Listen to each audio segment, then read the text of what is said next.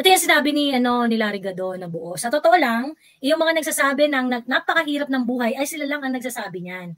Haka-haka lang nila yan. Pero katotohanan, magpunta ka sa mga mall punong-puno. Ibig sabihin, mataas ang purchasing power ng mga tao. Lumabas ka ng kalsada at napakaraming mga bagong kotse, napaka-traffic. Anong ibig sabihin yan? Marami ang nakakabili ng kotse, marami ang nakakabili ng sasakyan. That means maganda ang ekonomiya. Pero kung naaalala dito, Sas.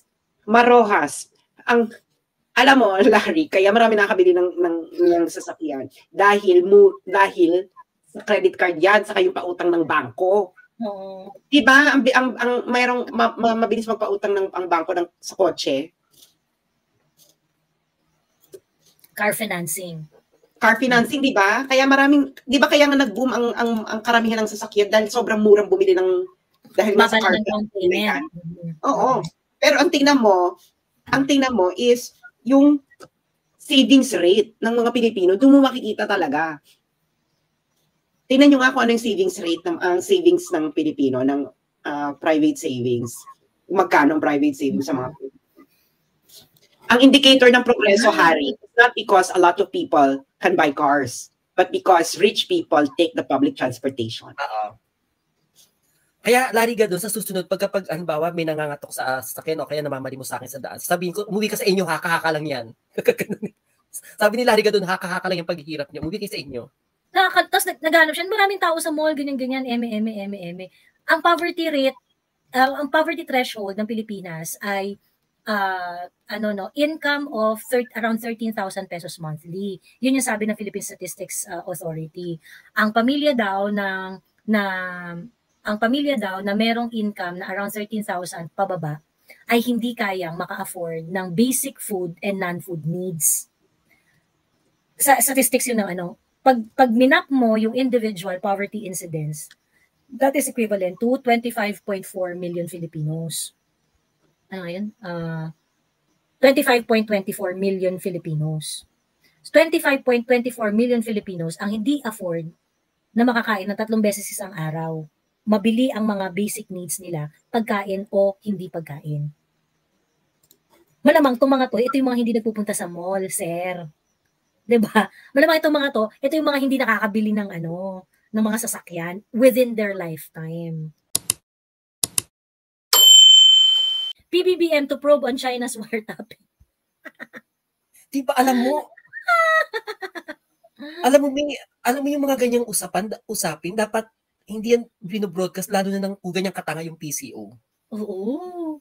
Just kasi lalong nag-agitate o lalong nag-trigger ng hindi magandang usapin between China and Philippines. So ngayon, inaamin nyo na nagkamali kayo, na meron talagang usapan. Ang problema nyo na lang ngayon yung wiretapping. At yung wiretapping, gusto ninyong i-hold liable ang China sa wiretapping?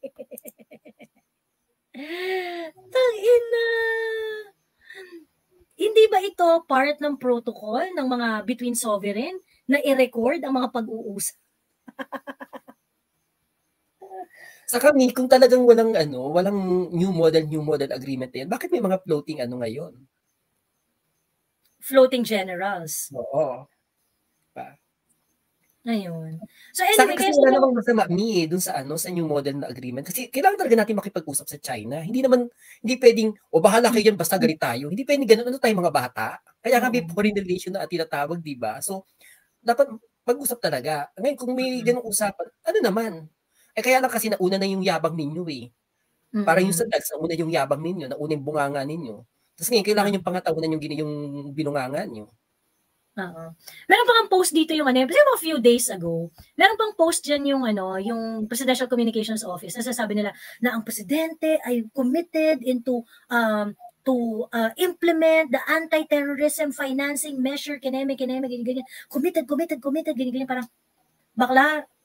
February 2024, na-reiterate ng Financial Action Task Force na yung gray list natin ay mananatili.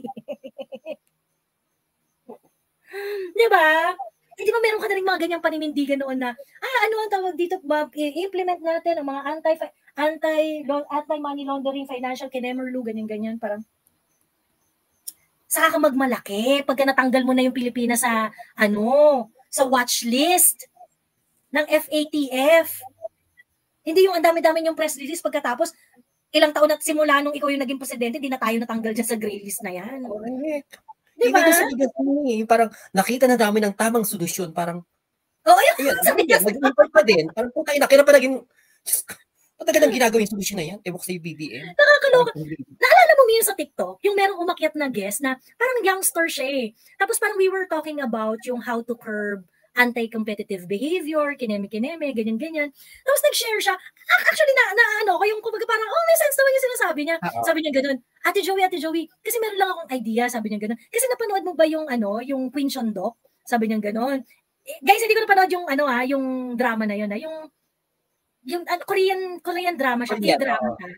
Queen Shondok ba yung title nga nun? Queen Shondok? Queen Shondok. Queen Shondok, oo, ganon. So parang ang storya pala nun, siya ay royalty or parang basta papunta doon. Basta merong doon, hindi ko alam kung si Queen Shondok yung gumawa ng policy niyon or what not. Pero yung palasyo, in order to curb yung mga nagmamanipulate ng prices ng mga commodities. Ang ginawa ng palasyo, naglabas sila ng same product, tapos nag-predatory pricing sila. Since government naman sila, yung palasyo naman yung nun, malalim yung bulsa nila to do that. Ang aim is that, magagasto sila, of course, kasi syempre bababaan nila yung presyo. So syempre, ida-drive nun yung competition nung kalaban, dun sa mga kalaban na, na parang habulin nila yung presyo na mababa, kasi syempre, sa merkado, meron ng nag-e-exist na mababang presyo eh. So kumbaga, yung government inistorbo niya yung normal market dictate. Pero kasi since government naman yon and yun yung trip nila at kung ang intention naman is really to make the prices go down. So perhaps merong magandang resulta yung mga ganong bagay. Ano ang point kung ba't ko kinukuhento to? Kasi naalala ko nung sinabi ni BBM, yun daw yung naisip nila solusyon. Parang, totoo BBM? May naisip yan? Ay, napanood mo lang yan kay Queen Shondok eh! Parang nakakaloka, parang almost 2 years ka dyan sa DA? Ilang ngayon ka palang nag-iisip ng mga ganyan? Oo. Parang talaga ba? Talaga ba? Alam mo, tingin ko nakikinig naman siya ngayon na yung nga lang, yung mga lumalabas sa bunganga niya, instead na maano niya, kumbaga masut niya yung mga hinanakit sa kanya ng mga dating nagsusuporta sa kanya like us, lalo niyang binabaon yung sarili niya. Ay, hindi, tulad niya, yung mga puro disinformation, misinformation, na nagpapakalat daw tayo ng mga ganyan, tapos para ma-divide yung parang, loko-loko ka. Mga valid criticism yung mga sinasabi sa iyo ng tao, tapos sasabihin mo disinformation. Yung mga lahat ng mga sinasabi niya, nakakairita na. Tapos minsan iniisip ko, baka naman kasi naiirita lang ako, kaya wala na siyang magandang sinasabi. Pero hindi, pag ina-analyze yung mga pinagsasabi niya, parang, ewan ko sa'yo, BBM. Nakakabwisit talaga eh. Kabwisit? Nakakabwisit talaga. Parang, ang pinag-iisip ito putang inang to, di ba? Nakahit ito na. Bakit na naman nata to? Diyos me. Ang trip nito ba? Ano magganto yung mga pinagsasabi niya? We already found the solution sa 20 pesos. Napansin ko medyo trying hard siya ngayon eh. Labas siya ng labas, salita siya ng salita. Yung nga lang yung mga sinasabi niya, hindi nakakatulong, lalong nakakainis. Lalo niya binabaw yung sarili niya. True. Ayun. Puro motherhood statement si BBM, hindi naman siya nanay, sabi ni Corlex. Diyos ko po, natawag dito, pag tiningnan mo yung Presidential Communications Office, panay ganun. BBM is committed in Kemerlu. BBM is Kemerlu. Pag pinofocus at pinag-aaralan ng Kemerlu. As in, panay ganun.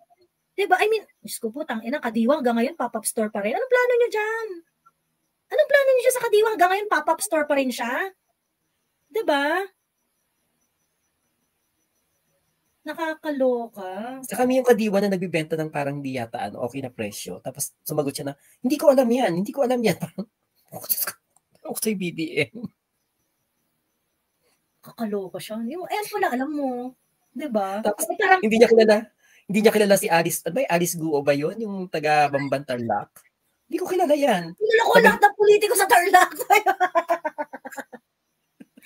Kilala ko lahat ng politiko sa Tarlac, ganyan-ganyan. Pero siya, hindi ko talaga siya naaalala. Pagkatapos, yung panahon ng election, magkasama pala sila. Diba? Alam mo, may talagang nasa dugo nila yung manggagamit. Ginamit kasi, during that time, sikat yata yung Alex Guo na yan eh. Kasi ang daming politikong pumunta sa kanya para humingi ng tulong. Na tumatakbo sa national. In-endorse niya yung sila BBM din. Sa sa distrito niya. Oo. Kasi si Alex Guo, pala siya? Pet pala siya ng incumbent mayor. Kasi yung sinundan ni Alex Guo, 3-termer. So yung 3-termer na na mayor, ang in-endorse siya. So kumbaga, parang yung sinasabi nila na correct me if I'm wrong, ito kasi nakarating na balita sa akin ng mga taga doon, ng mga taga Bamban. So yung sinasabi nila that she came out of nowhere is actually not true kasi in-endorse siya ng 3-termer na mayor. Oo, saka may mga in-interview ng mga parang konsehal or sila mismo nagsabi na, nakikita namin yan, si Alex Guo nung bata pa, parang kasi may edad na yung in-interview eh. Nung bata yan, nakikita ko yan dyan, madalas siyang tumambay sa ganyan.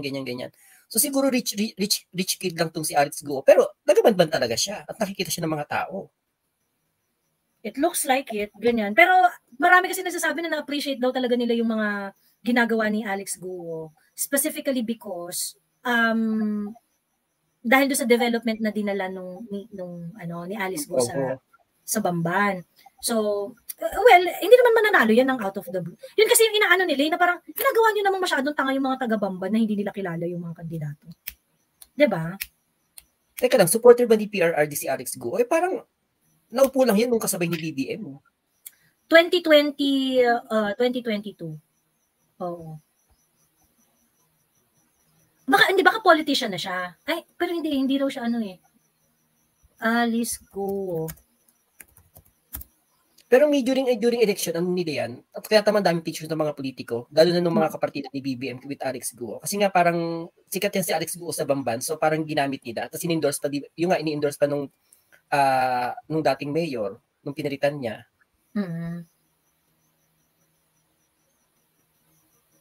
Ayun. Lang kasi parang ang sa akin naman wala akong kontra kung gusto nilang imbestigahan si Alice Guo, ganyan. Kung meron silang mapapatunayan na illegal activity nung babae, nung mayor. Wala akong problema doon. I'm not opposing that. Hindi ko pinagtatanggol si Alice Guo. Pero yung mga line of questioning kasi ni Risa at saka yung the way na ginigipit nila si Alice Guo na hindi naman na related doon sa mga illegal activities kuno. Na like for example, kanina sa TikTok na namin to sabi ko, meron bang opportunity si Risa Ortiveros para i-confirm kung ano ang nationality ni Alice Guo nung nag-hearing siya? Meron ba siyang opportunity to clarify Alice Guo doon sa tunay niyang educational background? Okay. And in both instances, I would say yes. Okay. I would say yes. Unang-una, tinakal ni Risa Ontiveros na late registrant itong si Alice Guo. 'Di ba? Ang birth certificate niya, late na na-register. So ngayon, doon sa registration niya, nakalagay doon kung Pilipino ba talaga yung nanay niya. 'Di ba? At that point, they can already confirm kung sino ba yung nanay niya. 'Di ba? I don't know. Na-confirm nila na late registrant pero hindi nila ma-confirm yung nanay. Wala bang nakalagay doon na nanay sa birth certificate? And then yung nanay. Legit question to. And kung yung nanay, taga Bamban Tarlac, pwede naman nila ipagtanong kung sino yung... Asan ba si Sas? Baka si Sas ma-family tree yan si Alex. Baka si Sas yung kailangan natin para ma-family tree. Para malaman natin yung totoo niyang wala rin ako kung halimbawa talagang questionable yung si Alice Guo o kung ano pa man siya. Ang inaano ko dito is yung kung meron kayo nakikitang something, bakit pilit yung dinidikit kay Inday Sara sa mga Duterte? Di imbestigahan yun, di ko magets. Na parang, di ba parang hanap kayo ng something na kakaiba tas pilit yung hanap ng i-relate or ididikit sa mga taong kaaway nyo. Sabi may dugong Chinese daw, ganyan kinemic. Yun nga parang sa akin kasi yung line of questioning ni Risa Ontiveros, papunta ng Nazi. Alam mo yun, yung parang, Chinese ka kasi, maalas ka. Marami pong nagtaka lang ako nung minsan nakapanood ko kayo na nagtaka ako kasi uso pa pala ngayon yung mga Chinese na mayayaman na hindi pinapasok sa school yung anak nila. Yung nag-hire lang ng Kasi ganito, Chinese school ako graduate, nag-high school so marami ako kilala mga Chinese na mayayaman din before na classmate ko. Hindi ko alam na mayaman. Saka during that time, sabi nila, uso talaga yan. Pero nung generation namin, hindi na, kumbaga pinapasok na, marami ng school na na pwedeng pasukan yung mga Chinese. Pero marami pa rin mga old-fashioned na Chinese na naniniwala na, ikaw, mayaman naman ako, mag-business naman ako, hindi mo kailangan pumasok sa school. Hindi mo kailangan ng college degree, hindi mo kailangan ng degree kasi, para hindi ka na mapapasok ng kumpanya, may sarili kang kumpanya, pag graduate mo, papatakbuhin mo yung kumpanya.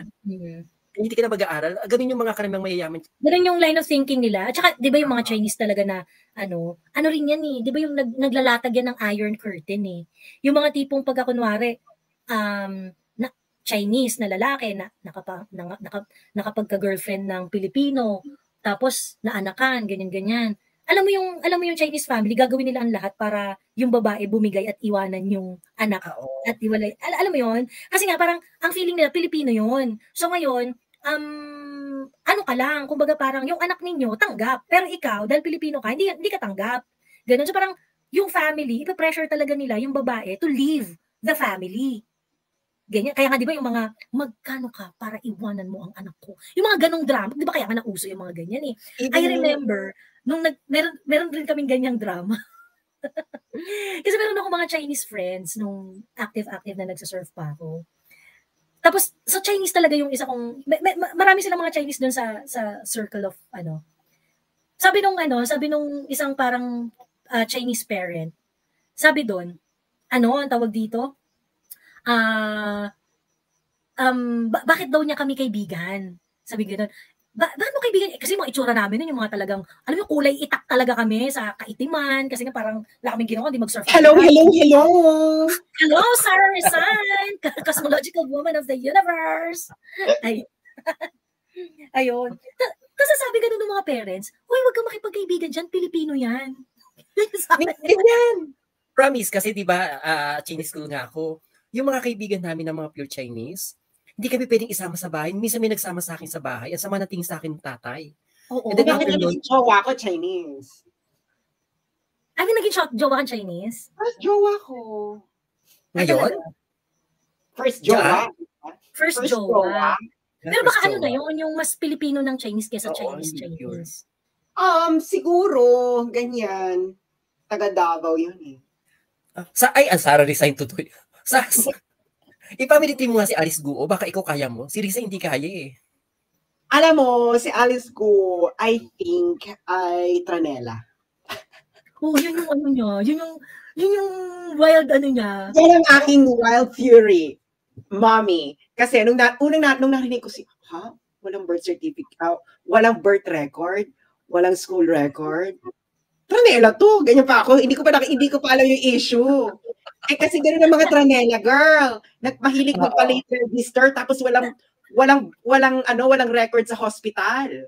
Kasi yung record nga nila, it's nung mail pa yung record kaya sabi ko kaya ako talaga makipagpatayan to si Alice Guo. Kung totoo yung aking theory.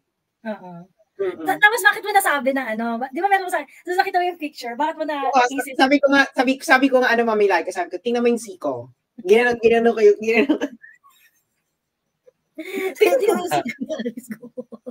hindi mo naamoy. Sabi ko, bakit sobrang babaihan to? Ano ba? Ay, parang nagko-compensate ka ba about something? Kasi ganyan karamihan eh, nagko-compensate. Wild theory ko lang naman yan, wild theory. Pwede rin. Kasi parang, bakit walang hospital Bakit wala kang hospital, ano mo, pinanganak ka sa bahay? Sa kalimutan? Sabi niya sa bahay daw siya pinanganak eh. Sa bahay siya. Pero kasi may yung midwife, required yun na ng register. Well, pag pinagtatago-tago mo talaga na, ay, sa bahay po kasi pinanganak. Ay, po kasi ako, yun talaga unang pumasok sa utak ko. Kasi hindi ko kasi ako familiar sa mga Filipino-Chinese na hindi nagpaparegister ng birth certificate. So, pasensya na kayo kung mali ang aking theory, wild theory lang naman yan. So, umaamin naman ako na ito po ay pawang uninformed opinion at dulot lamang po ito ng aking madumi at makating isipan. I know one because I'm one. At alam ko kasi po yung gimmick ng mga Tranela noon na dahil hindi pwede magpapalit ng birth certificate, pangalan sa birth certificate, ang ginagawa nila, nagpapa-late register. Marami nanggaya sa akin magpa-late register, kaso ayoko nga kasi nga hello, una-una, marami nakakilala sa akin. May mag-o-object. Oh. May mag-o-object. Alam mo yon kung magpa-late register ako. So, hindi ko po sinasabing legit. Ito po ay wild theory. Wild theory rin naman yung sinasabi nila planted ng China. So, might as well. Total uso naman yung wild theory. Kung kailan, di ba? Nag-plant ka talaga sa Bamban. Ano ba na si Bamban? Napaka ni Risa.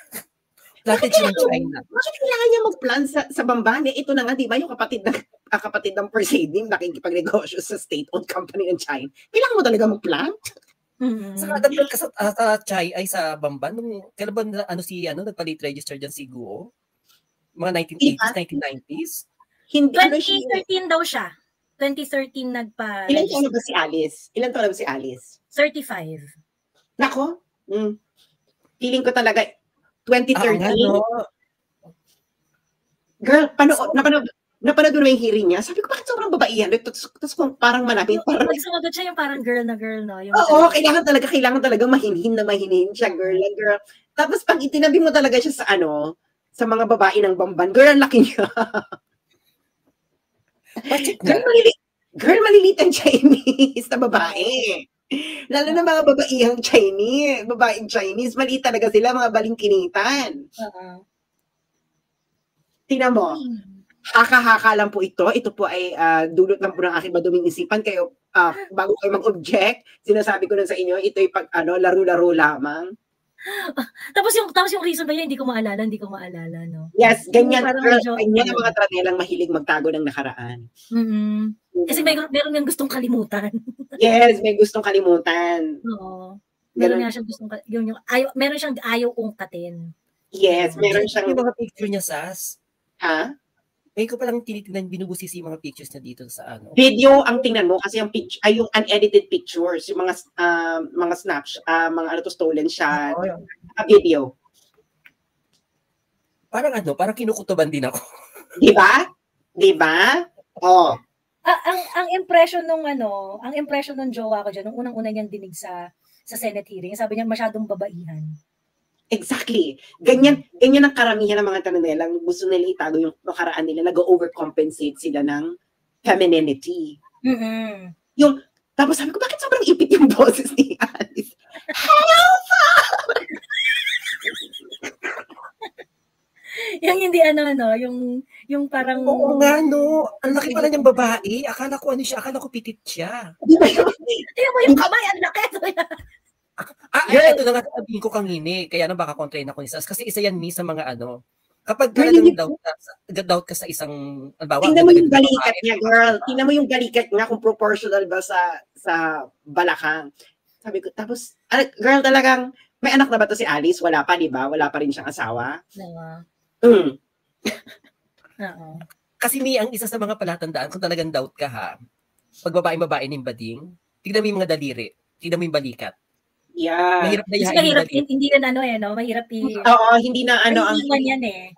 Yes, may iwan yung tapos yung unless lang talaga bukod kang pinagpala sa babaeng lahat, no? Talaga bali talaga yung balingkinitan mo. Pero yun na nga, pati yung sabi ko bakit pinanood ko yung hearing, bakit talagang parang help pa?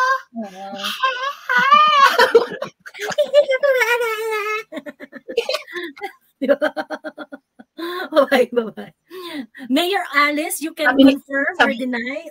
Sabi ni Ice Mocha, in fairness kay Ontiveros, may hindi siya magtanong, very respectful. Passive aggressiveness po ang tawag doon.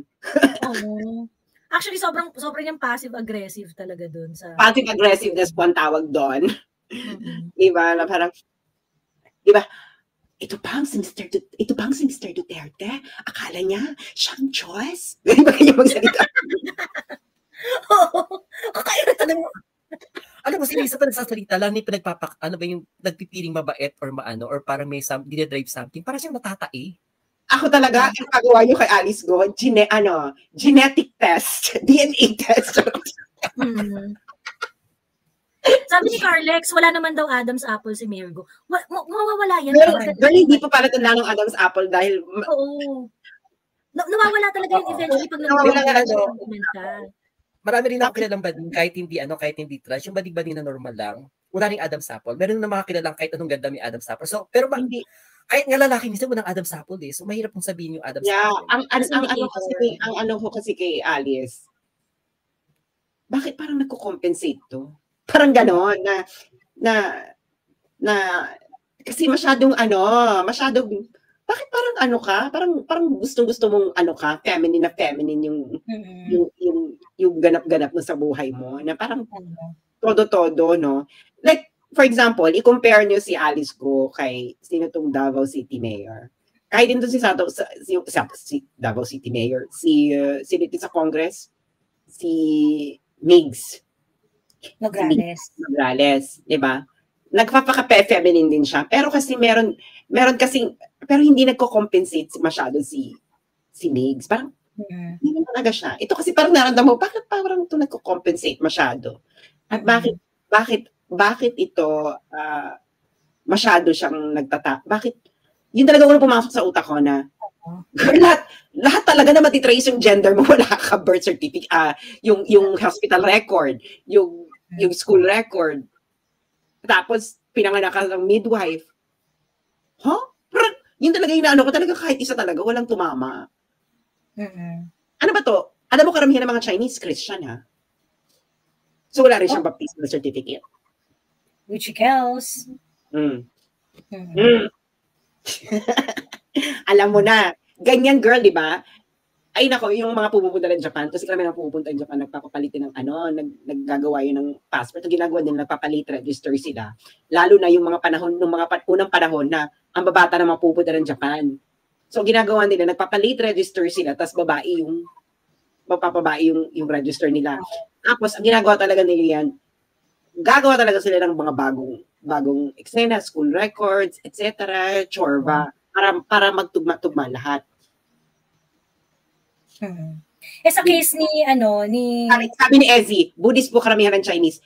Hindi po sa Pilipinas. Sa Pilipinas hindi. Sa Pilipinas po mas marami is mga Chinese Filipino, Christian. Ito naman si May Catholic Church nga sa Binondo di ba? So ang ano niyan, ayun na nga, sabi ko gusto niyo talagang malaman ang katotohanan, DNA test po. Oo. Sabi ni Carlex, ano ba ang tunay na agenda ng Marcos government at pinag-initan nila si Mayor Go? Tingin ko, tineteves. Tineteves nila si Mayor Go.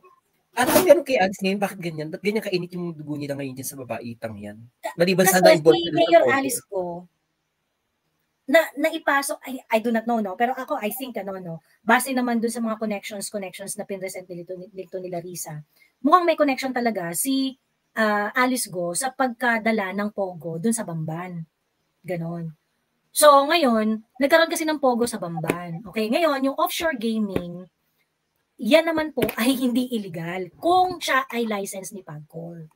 So ngayon, yung Pogo doon sa Banban, license ni PAGCOR. Alam niyo naman kung gaano kalaki kumita ang Pogo, di ba? Ayun nga, Mili, yung tanong ko bakit, halimbawa wala ng Pogo ngayon, pero during that time, nung yan, dumaan naman sa legal na na magkaroon ng Pogo doon. So, bakit? Actually, hindi nila kina-question kung legal yung Pogo doon. Ang sinasabi nila, yung Pogo doon, while it has PAGCOR license, pero ngayon sinuspindi na yata yung PAGCOR license niya. While meron siyang PAGCOR license, nung time na nag-ooperate siya, ang tawag dito? Meron daw siyang mga illegal activities na ginagawa pang iba, nang sa scam daw, yung mga ganun, merong hacking daw at doon na-trace yung location, yung mga ganong etos balungos. So, kinabit na nila doon sa issue na tanim daw ng China si Alice Go. Ang tataba naman ng utak nila, parang si Larry Gadon, haka-haka ang poverty. True, nakakaloka. Parang si Gutierrez, katang-isip. Gusto ko yung haka-haka ang paghihirap. Ano masasabi mo dyan? Parang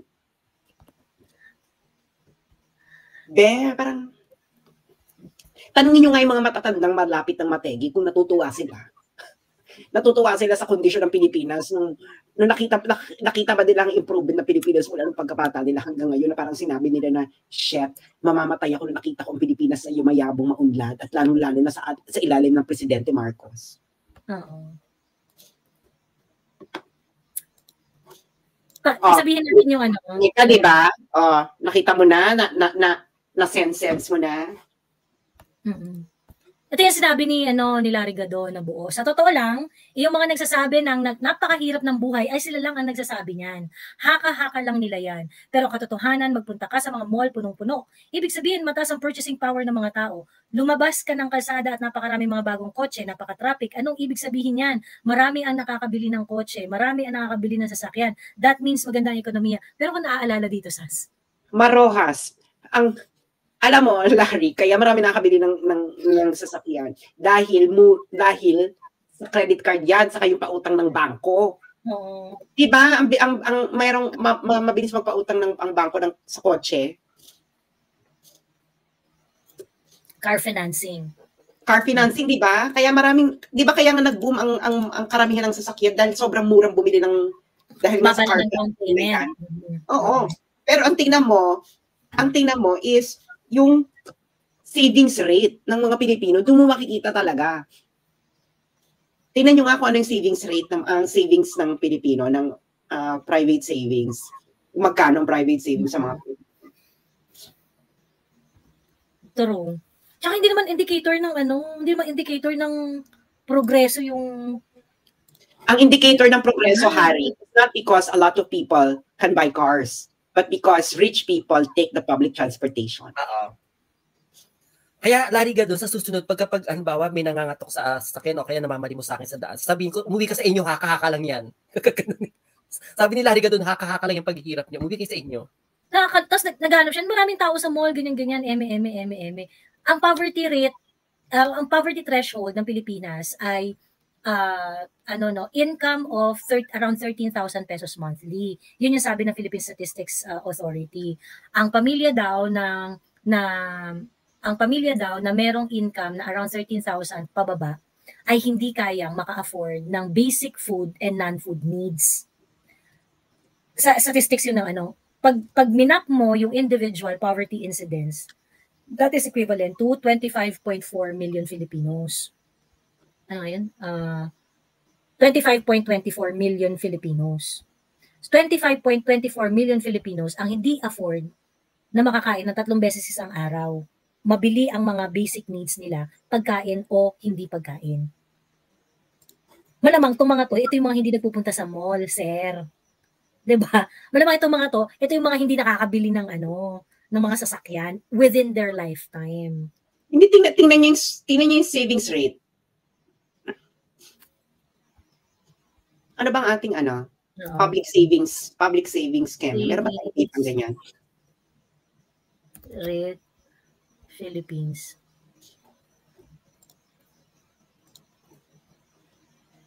$10.8 gross savings rate. Ay, hindi pa, baka government to. Hindi to household savings.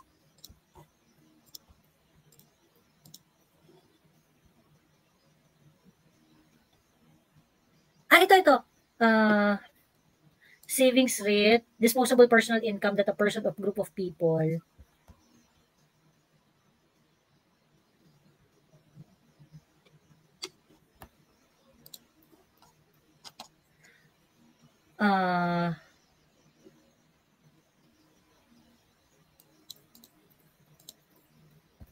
gross savings in the Philippines 2008 to 2022. Teka. 10.8 nga, 10.8. Ano to? 10.8 ng Pilipino? Ano to?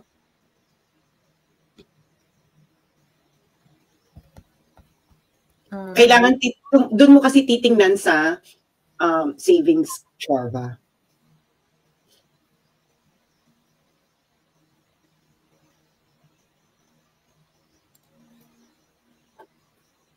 Kamusta ang salary sign movement? Wala. Paano ba? Ito naman masyado. Bigyan niyo naman ako ng update. Diyos ko po. Ito yung mga patarpaulin nila dun sa patarpaulin nila. May nag-cover? Nasa mainstream media? Parang wala din. Alam mo, naawa ko sa mga BBM supporter. Alam mo yung parang ayaw kayo ng mainstream media. Ayaw rin namin kayo. Paano na kayo? You're not paano mo i-report to? Paano mo i-report to unremitted taxes?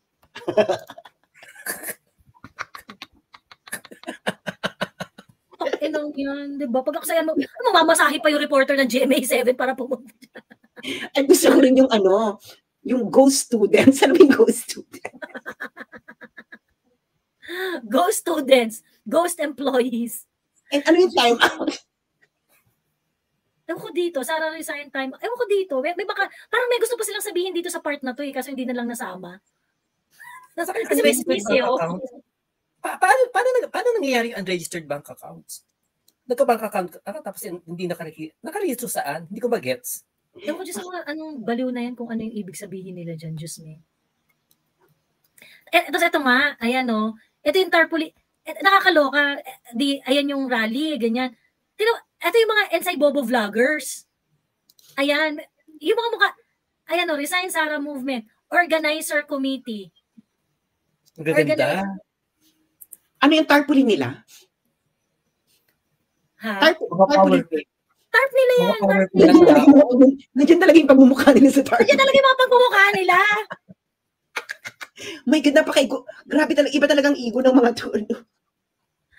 Diyos me. Oh, ayan na, bidang-bida si Tanga. Sino yan? Si Akla. Yung ghostwriter mo. Nakakaloka, no? Parang yung mga pagmumukha nila, ang lakas sumatak ng tao at napaka mga credible at kapanipaniwala. Parang kasarap sabihin na no? Alam niyo, marami sanang pupunta kasi wala nakita yung mga pagmumukha niyo sa tarpaulin. Ayaw na lang. Nakatamad pala. Ay, ayoko na. Di na lang. Alam mo na, ko na parang, eto nang kalaban natin. Parang, alam mo, sabi ko, gusto niyo, mga kakamping, gusto niyo ba samahan yung mga yan? True. Ito ngayon nakakaloka. Kasi may nagsabi dito na, parang supposedly yata, pupunta si Mike Abe. Pag hindi sila sinipot ni Mike Abe. Ganon. Sabi ko, yung mga, ngayon kasi, yung mga social media personalities na very vocal na sumusuporta kay BBM, si Mike Abe at saka si Kato Ning. So ngayon, even if hindi tayo magkikita-kita ng mata sa politika ni Mike Abe at saka ni Kato Ning, definitely, may respeto naman sa mga sarili si Kato Ning at saka si Mike Abe na hindi nila iaalaw yung mga sarili nila na makatabi tong mga to sa picture. Or sa isang event. Di ba?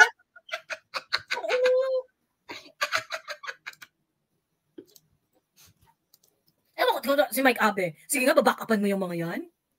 Sure ka? Sure ka, sir? Babakapan mo yung mga yan? Or si Kato Ning?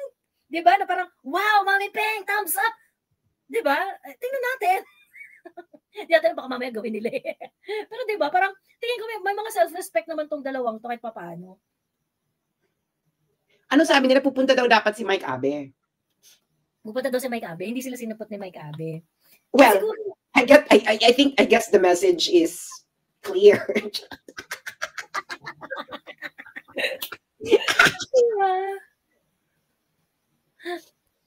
Si Attorney Trix daw pumunta, kinover daw niya yung Sara resign. Tapos? Ngayon. Ayun nga, nakita niya na konti lang daw. Sila lang talaga nag-organize yan? Ilang mga pagmumukhang yan? Oo. Ilan ang mga tao? Mga 10? Hindi naman. Ang sabi nga, sabi nung nag-vlog na si Attorney Trixie, sabi raw ni Attorney Trixie, mga around 100. In fairness, at least naka 100 sila. Oo, 100, pero majujonda. Ang tatanda. Ang arte mo naman. Uy, paano kung ma-heat stroke yung mga matatanda doon? Di ba? I mean, kung magbabayad na lang rin kayo ng attendees, magbayad na kayo ng bata-bata, di ba? Alam mo, ang arte niya. Ang arte mo, girl. Ano? Ang arte ko daw. Ay, hindi ako maarte ah. Paano kung mangyari yung nangyari kay Angel Locsin? Ano ba nangyari kay Angel Locsin? Di ba nagpa-ano yan? Nagpa-food stamp siya? Nagpa-food kenemerlu siya? Well, meron sa kanilang kamukha ni Angel Locsin. Hindi, pero di ba? Well, they don't have the face. They don't have the face that could launch a stampede. As simple as that. Siguro siguro mass extinction pwede pa. Yung tipong, ang pangit nito ah.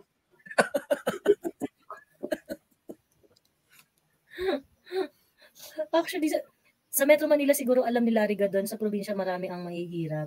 Sabi ni Roy. Uy, kahit sa Metro Manila marami ha. Hello, ang urban population ng Manila ay karamihan mahihirap. Oo. Sabi ni may marita si Adrian, sabi niya, may Italianistang vlogger na nag-cover, ang sabi ay alam niya dapat may LED wall, dapat ang stage, pero di niya alam kung bakit wala. Alam na. Inarvat na ang ang pera, kinupit. Kinupit ang pera. Diyos ko, dahi. So, nandyan yung pagmumukha ni Ateng. So, hindi niya kinolaps yung group. Hindi niya kinolaps yung group. So, ibig sabihin tuloy yung pera. Shall I collapse the group? O, ayan. Alam mo, Sas, kahit ayaw sa kanila ng mainstream media at kahit ayaw natin sa kanila, at least yung PCO, gusto sila. Well, may choice ba yung PCO kung hindi sila gusto? Girl, wala namang, girl, sige nga, kung hindi nila gustuhin yung mga yan, sino magtatanggap nila? Wala. True. Kaya alam nila ang kanilang value. Yung tipong kami na nga lang nagtatanggol sa inyo eh. Oo. Wag na kayong choosy, 'di ba? Kami na nga lang yung papayag eh. So ito yung nila, ito yung mga tarpaulin nila para dun sa mga causes. Ang liliit, 'di ba? Ang liliit. Pero yung tarpaulin para sa sarili nila, ang laki. Ang laki. Ay nako, it's another exercise in narcissism, as simple as that. Totoo. Nakadiri Sabi ni Tita Relda, nag-uwian agad, 2 oras lang daw ang rally, sumakit ang tummy ko sa kakatawa dahil inikot ni Attorney Trixie ang camera. Parang binagyo, wala na talagang tao, 9 PM pa lang. Ay talaga ba? Ang kulit talaga ni Attorney Trixie. Tapos may program. May program. Nagsalita-salita sila, ganyan-ganyan. May sikat na nagsalita. Wala mga TikTok vlogger. Si Francis Balahura. Hindi mo sikat yun. Diyos ko. Pero Francis Balahura. Yung nasa TikTok na bading. Noong time namin. Kaaway ni Miko. Oo, kaaway ni Kuya Miko. Na BBM supporter? Ay, meron pa yan sa stage, solo poster ni Mima at saka ni Mami Peng. Ay, oo. Teka. What? Teka, di sabi mo, exercise of narcissism kinembot? Mami, ito may Mima Alicia? Yung, oo. Diyos ko, ang bobobang. yung sabi niya, pinatay daw ni Mother Dragon yung asawa niya. Base daw sa kanyang unanimous taper. Nakakaloka yung Alicia. Unanimous taper ang puta. Tapos yung acting pa si Bakla. Acting pa talaga siya na, ay, naku, grabe. Nung nalaman ko talaga to, naku, grabe. Eto ang documents, guys. Eto ang mga documents. Gumaganon si Ensay Bobo vlogger, ganyan. Tapos, sabi talaga to ng unanimous taper ko. Unanimous taper talaga. As in, just parang bobo niya, no? Parang bobo niya na parang... Uy, Asas, yan sila Francis Balahura, saka yung Mima Alicia ba yun? Nung time ng BBM, mga rin yan, parang, hindi naman sila umakit sa live namin eh. Pero, kumbaga, mga kaanuhan din namin. Pero, hindi umakit sa live namin, saka hindi namin masyado pinapasin. Kasi nga parang, parang maka-BBM sila, pero parang bobo naman namang sinasabi nito. Ayoko ma-identify dito as BBM din. So ngayon, ayan. Kaya natin ma-identify as chokerans natin sila, no? Oo. Kaya nga kay si Miko kaaway si Francis Balahura kahit pala silang BBM supporters noon. Oo. Kasi sobrang emo. Teka. Papakita ko yung picture na naka-flash sila. Teka lang ha.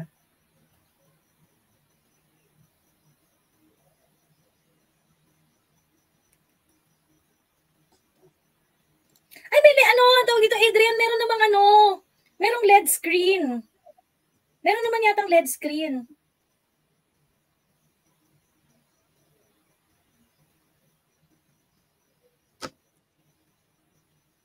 Teka ha. Oy, Gear, magsalita ka dyan, Gear. Ni hao. Anong gusto mo i-chika, Gear? Actually, kasi may narinig ako dun sa nila. Hi, Miss As. Hi, Mami Laika. Hi, Tijo. Whatever. So, Tapos may narinig kasi ako doon sa ano nila, sa speech nila na they were saying na ang kapal doon ng mukha ni VP Sara nung sinabi niya, nag-demand siya na, nagsabi siya na, bigyan niyo ako ng 100 billion pesos to, to solve all the problems of DepEd. So, ang kapal doon ng mukha daw kung bakit nanghihingi. At tapos, I came to realization na yung 100 billion, parang ano yun eh, i-grab na ng government na ibigay kay Sara yun. Kasi ang problem ng DepEd is may sa 100 billion ang kulang ng fund ng DepEd to to solve all the DepEd problems. Like for example, yung classroom pa lang, ang goal ng DepEd as a whole sa classroom is 150,000 plus classrooms ang need nilang mapagawa para ma-solve yung kakulangan sa classrooms. And kung uumpisahan daw ng DepEd, it will cost them 100 million pesos each year until 2030 para ma-solve yung classroom deficiency ng DepEd. So yung 100 billion na hinihingi, 100 billion pala each year ang kailangan ng DepEd. So yung hinihingi ni Sara na 100 billion, kulang pa yun sa classrooms pa lang. Ay, meron naman, oo. Yes. Sorry, go. Tuloy mo yung sinasabi mo. So parang kung gano'n, edi sana binigyan si Sara, tapos kung hindi niya mapagawa, edi dagdag sa kanila na yun. Yung parang paninira nila kay Sara kung hindi magawa ni Sara. Kasi which is impossible. Kasi hindi masosolve ng 100 billion pesos lang yung problema ng DepEd kung tutusin. Ayan, ito sila daw yung organizer, head organizer. At saka ito pa. Ayan, sila yung organizer. Ayan, nakaano sa LED screen nila. LED screen ba to? LED screen yata yan. Merong LED screen merong LED screen na Adrian. Sino to mga to? Sila nga yung organizer. Si Mami Peng mukhang lang, kakalabas lang ng correctional. Mga dugyot ng mga BBM supporters. Totoo, sobra. Girl, parang naawa ako sa kanila. Oo. Bakit? Alam mo, tingin ko yan ni assignment sa kanila ni PCO. Kasi syempre si PCO hindi pwedeng mag ng ganyan-ganyang movement. So parang, okay mga vlogger, sige kayo mag-organize ng ganyan. Sila ang organizer committee. Actually, paano talaga siya, yung mukha siyang job. Tapos yung parang, bakit kailangan hindi ko gets. Ba't kailangan nandiyan yung mga pagmumukha ninyo? Diba? Nakalimutan ko na sino ba yung kachat ni noon, ni Rocky Kaki. Yung babaeng parang nag-aaway sila. Si Patricia Martin. Oo. Baka pina-project sa kanila yan. O siguro project. Yes, of course, pina-project sa kanila yan. Saan sila kukuha pang niyan? Di ba nga marami na nga raw nagkakasakit sa kanila ng degenerative disease. Because of working during holidays. Girl, kung nagreklamo ka na, di ba sabi pa nga niya, nagreklamo pa nga siya na kulang pa nga eh. Sabi niya nga, di ba kulang pa nga, abono pa nga siya. So ibig sabihin, wala silang pera, Bex. Tapos mag-organize ka ng ganyan, tapos nagbibigay ka ng 50-50 emerald na chorba sa mga maonders. Naktigilan nila nga ako. Finance yan, courtesy of lawful. Mm-hmm. Kaya nagsana naman kumuha naman sila ng yung parang comedy tuloy nangyari. Kita mo, bakit hindi pumunta si Mike Abe? Because Mike Abe is not a stupid person, unang-una, no? Totoo. Di ba parang ako, halimbawa, hindi ako ganun kay Inday Sara saka kay BBM. Hindi ako political na tao. Tapos, nalaman ko, may Inday Sara resign movement. Ano ba to? Pag nakita ko, sabi ko, mga gago, lokohan. Alam mo yun? Pakita mo pala yung interpret, ano itong mga gago? Ano mo lang magawa sa buhay? Mm-hmm. Sobrang weird kasi parang, hindi nyo naman ma-articulate exactly yung pinaglalaban ninyo, kaya dapat mag-resign si Inday. I mean, sa totoo lang ako, kung magre-resign si Sara according to her own, according to her own volition, di okay, sa totoo lang, di rin ako ganun ka-against doon.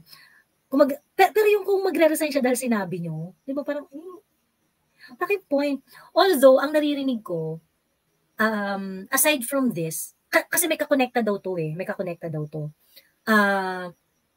sooner or later, merong mga LGU leaders na magsasalita na mananawagan rin sa resignation ni Inday Sara. Tapos, kasabay nun, merong mga DepEd employees na pagre-resign din si Inday Sara. Sino sabi? According to to some chuchu, ganyan. Yun daw ang plano nila. So, supposedly, ito dapat yung launching pad. Kaso nga, hindi sila makakuha ng traction. Oo, launch pa lang tap na kagad. Paano pa nila itutuloy yan? Sino pa maniniwala yan? Oo. I mean, will any politician pick up on this? Oh, well, pwede silang pumunta dyan kung gusto nila. Alam mo, girl, yung hearing ni Bato, that's a barometer kung ano yung lagay nila. As simple as that. Girl, 100,000 viewers over at least 100,000 across the board. It's in everyone's mouth. Ewan ko, nag-uusap pa kayo sa mga tambay sa kanto ganyan, nababanggit ba nila sa inyo yung PIDEA leaks? Yung mga nandito, yung mga nakikipag-usap sa mga tambay, mga nakatambay, ganyan, narinig yung mga pinag-uusapan yung PIDEA leaks? Ako hindi sa tambay. Kahit sa office namin. Kakaloka. Yung mga ganun. Talaga? Yeah, everybody is talking about it. Talagang walang I mean, 'di ba? Sa Saudi topic 'yan. Kahit dito sa office sa Qatar. Di ba aminin nyo pag nagiinuman kayo. Tumitigil kayo sandali. Makinig ka muna. Aminin nyo. Pag nagiinuman kayo, tapos bila kayo natahimik, may isa sa inyo magsasabi, tang ina pare, presidente natin, wasak. Wasak! Tapos magtatawanan kayo. Pero, dahil napaka-surreal. Presidente mo, wasak. Yung sa amin naman ng mga pinsan ko, may napag-usapan kami regarding that one na, tag nito, ayan kasi kakamping kasi Rosa kasi sila. So, naman, Rosa sila. So, ang sinasabi nila, ayan kasi binoto niyo yung tingnan niyo, alam niyo na yung may history, kahit ba sabihin na yung parang nagpa-drug test or something, may history na kasi siya na nagte-take siya ng ganyan. Malamang sa malamang. Kaya yun ang usapan namin. Nanonood din sila ng leaks. Hindi. Mami, bibili ako bukas ng bigas. Tanong ko nga doon sa tindero ng bigas. Kasi pinagbilan ko ng bigas. Nung nagsabi ko, grabe dati ng lang yan. Na kasi binoto niyo si BBM eh. Ginanon ako ng tindero ng bigas. Natawa ako. Bukas tatanungin ko sa kanya. Kung aware siya dyan. Malamang aware siya. Kasi talaga kahit yung international media, pinipick up talaga Ayun. Ang alin? Yun, yung ang tawag dito, yung PIDEA leaks. Talaga? Sino nag-pick up? Parang nakita ko sa BBC. Teka lang, check ko ha.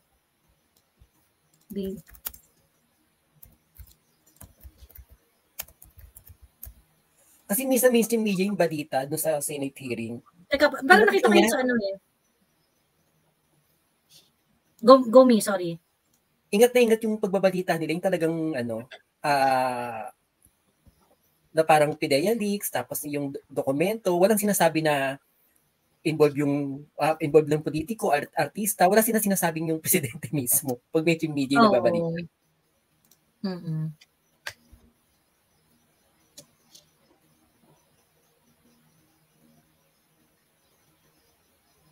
Ano pala yun? Tinignan ko yung history ko. Ano pala yun? Si Alex Guo pala yun. Si Alex Guo pala yung ni-report ng BBC kung bakit siya kung bakit siya why she is being accused as a Chinese spy. Si Alex Guo pala yun. Sorry. Ayun. Anyway, pero talaga, na-syndicate talaga yung yung issue na yan. Bukas, last na hearing. Ang chismis, isa-serve yung warrant sa kanya during the Senate, on the same day, sa Senate isa-serve. Warrant? Kanina? Warrant kay Jonathan Morales. Bakit? Ba't magkakawarrant? May kaso siya? Kinasuhan yata siya cyber libel.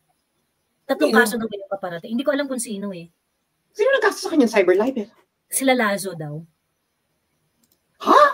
Paano siya kinasuhan ng cyber libel? Nasa Senate, Oo.